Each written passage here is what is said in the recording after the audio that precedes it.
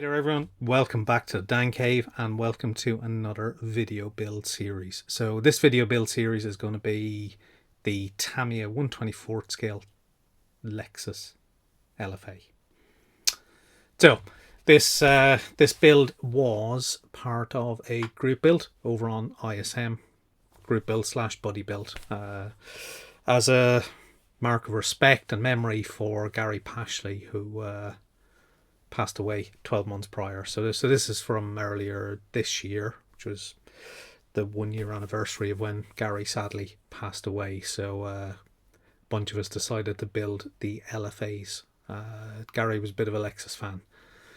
So yeah, with the LFA being not quite re-released, but kind of re-released by Tamiya, or certainly made more available by Tamiya, it was an opportunity for a few of us to get the kit and put it together. So this is my video build of mine. So part one, which is today, part one's going to look at bodywork, the prep, prime, paint, clear coat, and then I'll also tag in putting the engine, running gear, some of the chassis parts together as well, just to break up the video length nicely, because it'll probably be two parts for this video. It'll be this part and then a second part which will do remainder of the running gear, interior, and then final assembly. So yeah, so part one is here today, and hopefully you'll all enjoy it. So if you're not a subscriber, please subscribe. If you like the video, give it a like. Feel free to leave a comment. Thank you all for watching so far. And this is the point where you can sit back, put your feet up, relax, and watch the video. I'll be back at the end for some final thoughts. So enjoy the show. So it is the usual starting place for my car builds. So getting a good look through the instructions, identifying any of the body colored parts, because that'll be the starting place. And on this kit, there is quite a few body colored parts. Some of them get assembled now, such as these intakes. They pop straight in with a little bit of Tamiya extra thin. You don't want to squeeze too much, because you don't want to squeeze any of that molten glue out on the exterior, because it just adds to the amount of cleanup work.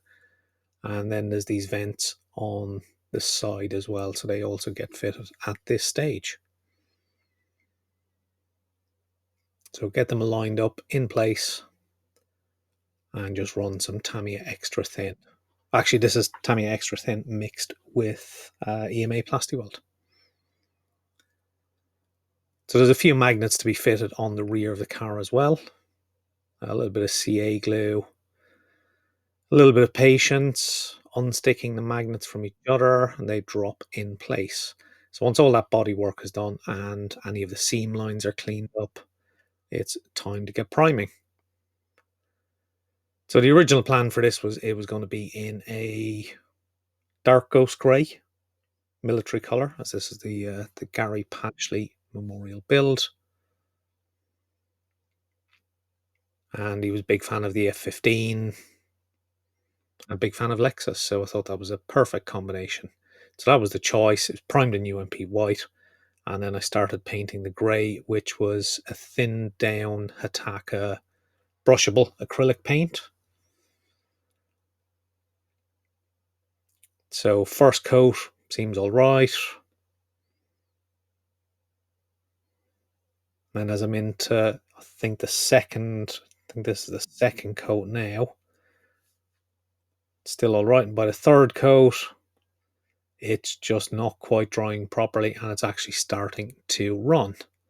So at this point I decide, let's strip this body back. Now, of course, this is the second body I've had. The original body in the box was damaged. So I do have to be very, very careful not to damage this one. It was a typical problem that everyone seemed to suffer with. The A-pillars were broken. However, the paint was stripped off using some IPA.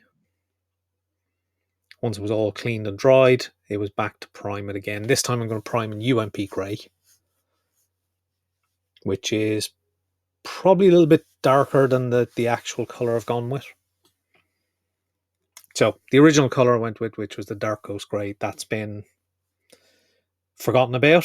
In the meantime, Paul and Simon from ISM, well, Paul from ISM and Simon from the Live Crew decided to start their own paint company called ProScale. So I decided I'd go for an automotive grey.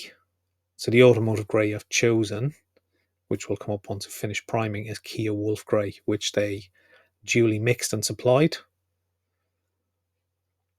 But in the meantime, we'll get on with the priming. So 2-3 coats of UMP grey primer, just to make sure all that bodywork is covered. Make sure you get in around all the angles as well.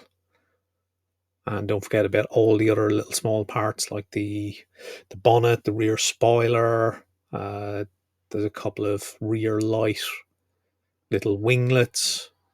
They're optional to be fitted, but you can paint them as well. But yeah, basically get in around everything, get all your angles, and a good couple of coats of UMP grey primer. So in fairness, this project was quite stalled getting to this stage between the original paint, well, between the body actually being damaged in the box when I received it, to getting the replacement body, priming it and starting to paint it in the original paint, then stripping it, getting a new paint color through from ProScale, which they did in excellent time, through to finally going back to get it primed. So once primed, this is the ProScale Kia Wolf Grey. As with any kind of lacquer paint, certainly over an acrylic primer, start off with a couple of light coats just to build up the coverage. And then depending on the paint, you may want to continue with light coats, or if it's something like TS, you can go a little bit heavier. With the ProScale paints, I think it all went down in about 5 coats. So we'll just speed up the footage just to show how well this paint has laid down. Now, the grey itself is probably a little bit lighter than the UMP grey, so quite a number of coats were required to get the coverage, but it did ultimately build up into what I think is an absolutely fantastic colour, and a very, very usable paint from ProScale. Definitely be my go-to choice for lacquer paints from now on in. I think basically anything else I'll be using in future will be just because I have it already. Any new colours I need, those guys will mix up if necessary, or from their already expanding list of paints available. As you can see, we're already on to coat number 3. That wolf grey is beginning to show its true colours, pardon the pun. And I'm just slowly working my way through all the parts, making sure I get everything I need covered. As you can see, that Kia Wolf Grey is finally beginning to show exactly what it looks like. But we're not going to stop at 3 coats. 3 coats is nowhere near enough to get the real depth of colour I want from this grey. On to coat number 4 now. Same process again, methodically working through all the individual smaller parts.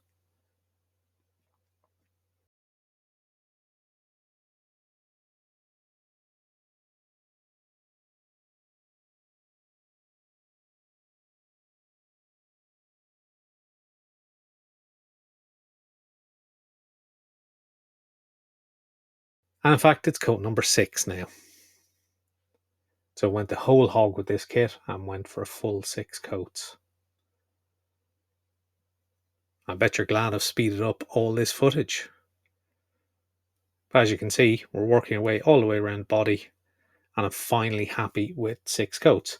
So once that's had a good 24 hours to cure, I'm coming back in with a neutral wash from Ammo MIG, which is kind of medium dark grey colour, and I'm just going to run that into any of the panel lines. As you can see, the capillary reaction just pulls that wash through. A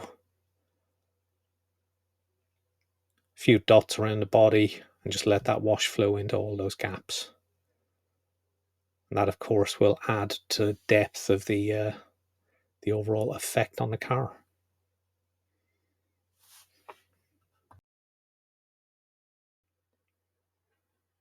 Of course, once I'm happy I've got the wash in all the areas that I need it, just leave it aside for a few hours, and then come back with cotton bud and some odorless mineral spirits just to clean up any excess and any of those tide marks. And they get removed relatively easily. Nice crisp panel lines on this kit as well, so no real issues with pulling any of the wash out of the actual panel gaps. Again, a little bit of odorless mineral spirits on a bit of kitchen roll, and that helps remove any other of the spots of wash that are left behind. So keep checking, keep going around, make sure you haven't missed any, because after this, there's no going back because it's going to get clear coated. So just make sure everything is gone. So clear coat for this kit is ProScale's 2K system, which is my first time trying it. Slightly different from a lot of other 2Ks in that it's only 2 coats are needed. The first coat is actually a medium wet coat rather than a tack coat. So you're actually looking for a reasonably good gloss finish from this first coat, which does seem to go down pretty well using the apex. Moving on to the body, making sure I get in around all the wheel arches.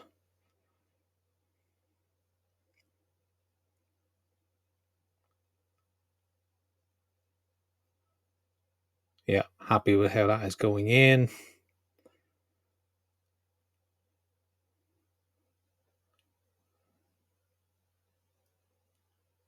Make sure you get into all the kind of awkward little areas as well, such as vents and inlets and stuff like that. And then just start laying down the first semi-wet coat. So the mix is a little bit different with ProScale system. Basically mixing 2 to 1 of the clear and the activator. And then I think it's 10% of thinner required.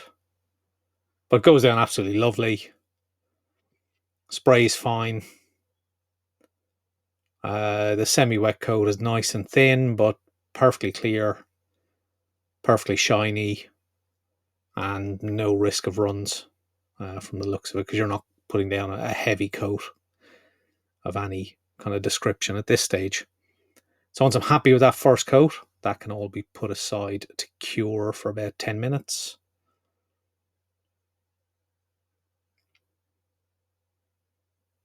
Just checking for any areas of orange peel, add a little bit more clear if it looks a little bit incorrect. But once it's cured for about 10 minutes, it's back with the final gloss coat. And this is the full gloss coat. This is basically what you see is what you're going to get stage. So you're looking for a nice, perfectly flat, clear, no orange peel, no blemishes.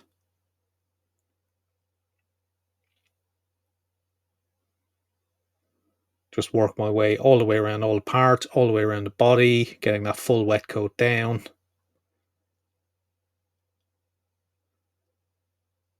Again, just having 2 coats as well, that does help with, I suppose one of the potential criticisms of 2K is it can look a little bit too thick as a clear coat. Having just 2 coats is a benefit in that area, so you end up with a very thin, crystal clear 2K finish. So again, it's a case of just checking for any areas for orange peel, checking if anything looks incorrect, and then potentially spraying if you need to. But in this case, I think it looks pretty much spot on. So that can then be set aside for 3 to 4 days. It'll be touch dry in an hour or two with ProScale. Very, very quick drying time. But as is my normal process, that'll sit aside for as long as I need to, and that clear coat will come out rock hard. So with that step already done, it's time to move on to working on some of the engine and transmission components, building up some of the basic assemblies of those, using extra thin mixed with EMA as my glue of choice. Just running it into any of the joins between 2 parts. Capillary action will pull it through. and just progressing through any of the cleanup of any of the parts needed for this stage of the build. And also just separating all those parts out so I have everything ready to be mounted and sprayed for future steps as well. So as you can see, everything is broken down into sub-assemblies, all set aside, ready for sub-assembly priming. So for this part of the video, I'm going to get basically all the engine and transmission, some of the chassis primed using UMP black, mainly because most of the colors that are going to go over it will be metallics. Now, I could have gone with a gloss black, which would probably produce a better metallic finish, but as pretty much everything is going to be reasonably well hidden away, going over the UMP black is absolutely fine. So the kind of chassis tub of the car, that also gets primed in UMP black. There'll be some masking of that later on, as some parts will be done metallic, some will stay as black, but the base primer is black.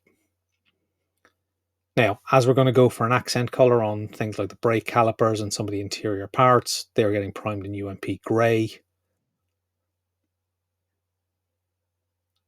Once done, set aside. Some masking is done on some of the chassis parts, these chassis legs coming out of the tub, so they're painted in Alclad aluminium, I think, from recollection.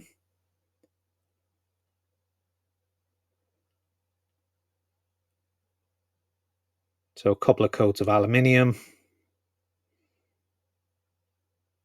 Once again, shot through UMP apex. And then I think I've used the same color for the engine, or at least for the engine block assembly anyway. As you can see, that produces an absolutely lovely metallic finish. Transmission also gets some Alclad aluminium.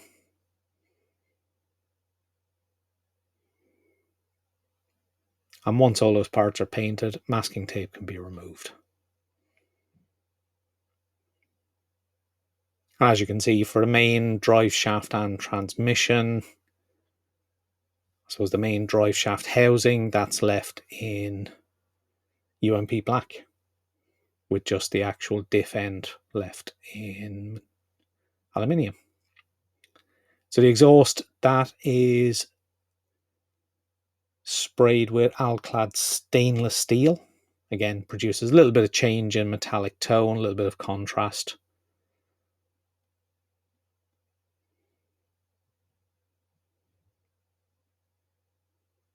So that's all been already assembled and ready to spray, and then primed in UMP black, and now in the stainless steel from Alclad. So I'm running this at about 15 psi through the UMP apex, and that absolutely sprays perfectly. So once all those parts have had a bit of drying time, there's a few little parts need some small areas of brush painting.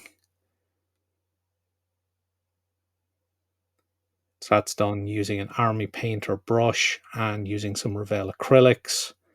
Once those parts are cured, they can be assembled to the engine using CA glue.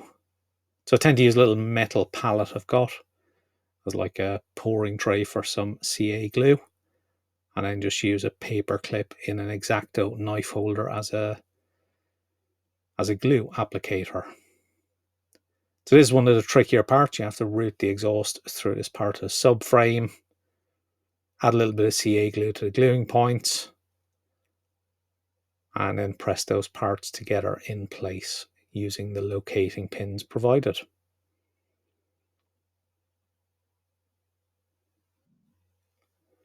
And then the drive shaft can also be assembled onto that subframe part, and the diff and exhaust are all mounted together. Now, once that CA glue is dried, most of this is going to be invisible. So once all that's had a little bit of drying time, it's time to add a bit of a wash using Ammo Makes Dark Wash, applied with a liner brush. So I'm basically just dropping any wash in around any of the recessed areas. Again, it's not to make the engine look used or worn. It's more to just add a little bit of depth, give it a little bit more of a realistic look, just to accentuate any of the recessed areas. So once that's done, that can be set aside for a few hours to dry. Once it's dry, it's out with the Sansador odorless mineral spirits again, just to remove any excess.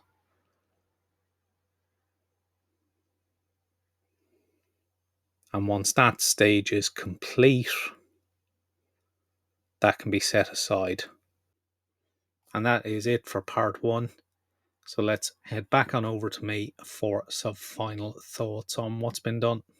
So there we go. That's part one done and dusted. As I mentioned in the video, that the body I had, so the original one in the box was damaged, so that was a replacement one, which came through from the seller absolutely fine.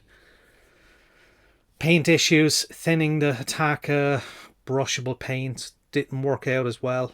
I think essentially the paint kind of was over thinned probably by me to make it spray better. Didn't quite work out. Yeah, but it didn't, as you could see, I wasn't happy with it, so stripped it back, then went to look for replacement paint. That was a point at which around about the same time ProScale had just started up, so Paul and Simon from the ISM Live crew started their own paint company called ProScale Paints. So I asked Paul if he could mix me up a nice grey colour, chose Kia Wolf Grey. Love the colour, absolutely love it. Yeah, and that worked absolutely fine. Brilliant to spray with. And then I used their 2K system for the first time on this kit. Yeah, absolutely overjoyed with how well that clear coat came out. I think that's probably the best clear coat I've done, or at least, yeah, probably the best I've done to date. Yeah, really, really happy with it. Almost no dust in it as well, which, you're going to get that with any 2K. But that was the kind of bonus on top of how well it sprayed. The 2-coat system worked absolutely fine. So yeah, and then, that was set aside, and then it was on to the engine and kind of chassis and running gear and stuff. And there's a lot of parts in this kit. It's a big part count. It's such a shame that so much of it is kind of hidden once you build it. But as the old kind of modeler's trope, I know it's there. So, so I gave a bit of work into it. So a bit of a painting, a bit of a wash as well. Yeah, so in part two, we'll then focus on the kind of remaining of that engine and running gear, the interior, and that's where I'm going to drop in the accent color that I'm going to use for the interior, and things like the rocker covers, brake caliper, stuff like that. So yeah, so come back in part two to see what I do with that, and that should bring it to a finish with 2 parts of this video build series. So thank you all for watching. Don't forget to subscribe, don't forget to like the video, don't forget to leave a comment if you want. But yeah, once again, thank you for watching, and I'll see you all hopefully very, very soon for part 2. So thank you for watching, and be careful out there. Bye for now.